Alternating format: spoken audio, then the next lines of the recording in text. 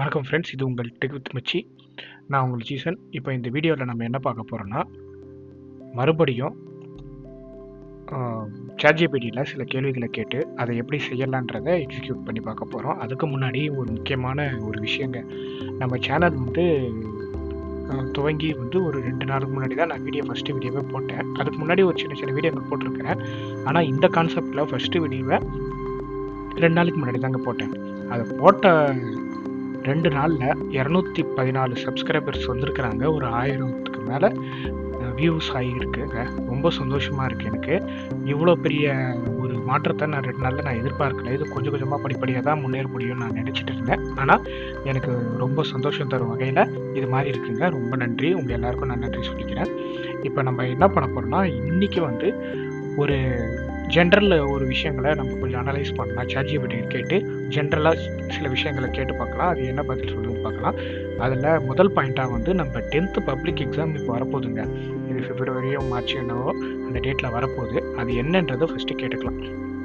கேட்டு நம்ம அது என்ன பண்ணலாம், அதுக்கு பசங்க எப்படி படிக்க வைக்கலாம். பசங்க நிறைய பேர் இந்த நேரத்துலேயே பயப்படுறாங்க. எக்ஸாம் வருது, அந்த எக்ஸாம் ஃபியர் வந்துடுது. அதெல்லாம் நம்ம ஜென்ரலாக கேட்டு பார்க்கலாம். இது என்ன பதில் சொல்லுதுன்னு பார்ப்போங்க. அது பசங்களுக்கு ஹெல்ப்ஃபுல்லாக இருந்ததுன்னா ரொம்ப நன்றி.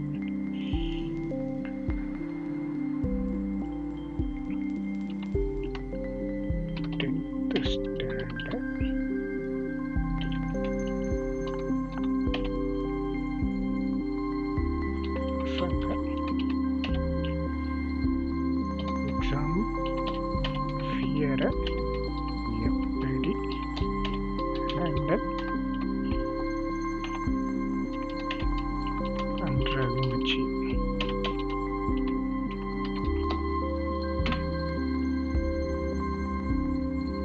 மச்சான், 10th ஸ்டாண்டர்ட் பசங்களுக்கு எக்ஸாம் ஃபியர் வர்றது ரொம்ப நார்மல். அதை ஹேண்டில் பண்ண ப்ராக்டிக்கலாக சொல்கிறேன்.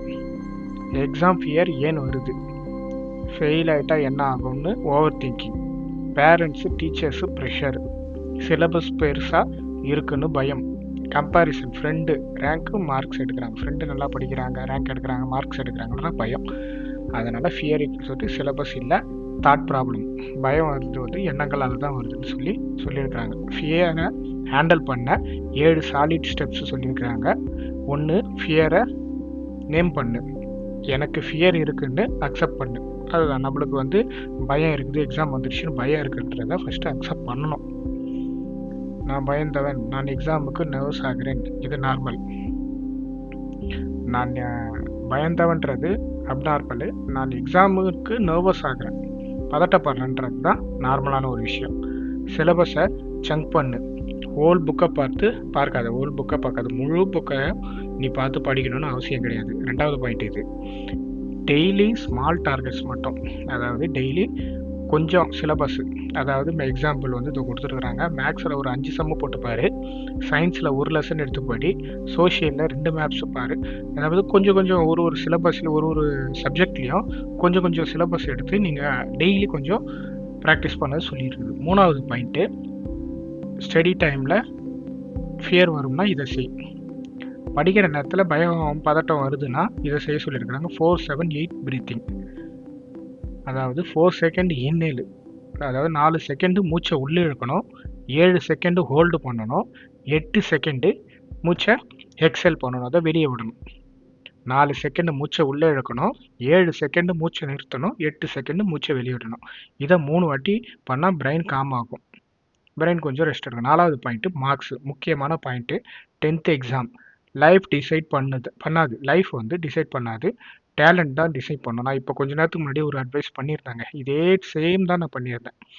லைஃப்பில் நிறைய விஷயங்கள் இருக்குது. வெறும் மார்க்கை வச்சே அந்த பசங்களுடைய லைஃப்பை நம்ம சொல்ல முடியாது. அது ஃப்யூச்சரில் எப்படி வேணாலும் மாறலாம். அதே தான் இங்கேயே சொல்லியிருக்கு. டிசிப்ளின், எஃபர்ட் தான் ரியல் வின். நல்லா சொல்லியிருக்குங்க. 5வது பாயிண்ட்டு, கம்பேரிசன் ஸ்டாப்பு.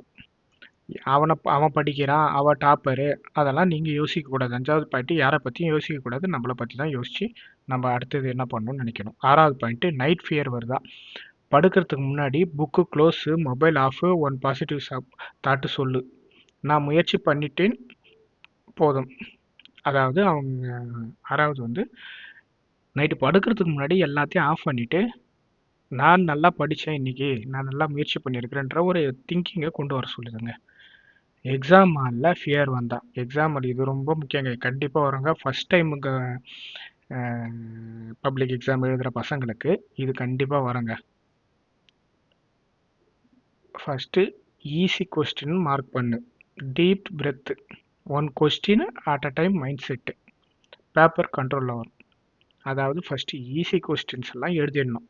அப்புறம் கொஞ்சம் நல்லா மூச்சு வாங்கி விட்டுட்டு one question at a time mind settle எடுத்துகிட்டு வரணும். அதாவது ஒரு கொஸ்டினை எடுத்து அந்த கொஸ்டினை பற்றி நினச்சி அதை எக்ஸாம் பேப்பரில் எழுதணும்னு சொல்லியிருக்கிறாங்க. இது அந்த நேரத்துக்கு வருமானது தெரியல, கண்டிப்பாக ஃபியர் இருக்கும். அது பசங்க இப்போ ரிலாக்ஸாக இருந்து தான் ஹேண்டில் பண்ணி ஆகணும். இன்றைக்கி இருக்கிற பசங்க இதெல்லாம் வந்து ஈஸியாக ஹேண்டில் பண்ணுவாங்கன்னு தோணுதுங்க. அல்டிமேட் லைன் ஸ்டூடெண்ட்ஸ்க்கு சொல்லு, மார்க்ஸ் ஸ்கோர் பண்ணணும், ஃபியருக்கு சரண்டர் ஆகக்கூடாது. பஞ்சு.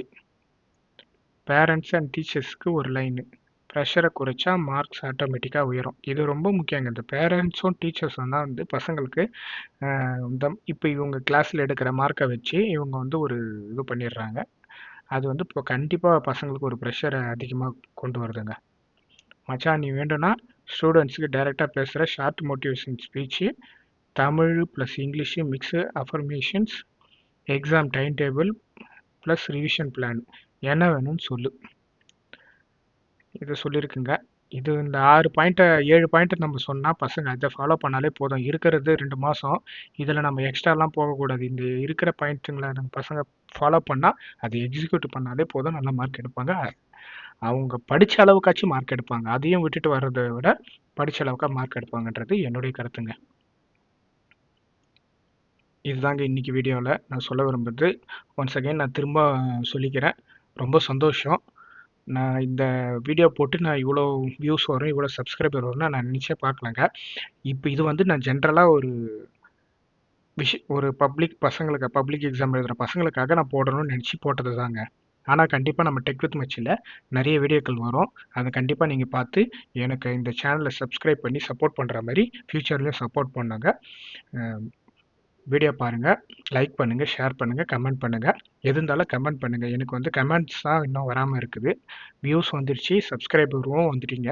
ஆனால் கமெண்ட்ஸ் பண்ணுங்கள், என்ன நான் செய்யணும், நான் எது மாதிரியா பண்ணால் நல்லா இருக்குன்றதை நீங்கள் ப்ளீஸ் சொல்லுங்கள். நான் கண்டிப்பாக செஞ்சு அது எப்படி பண்ணுறதுன்னு நான் பார்த்துக்கிறேங்க. Thank you so much. நன்றி.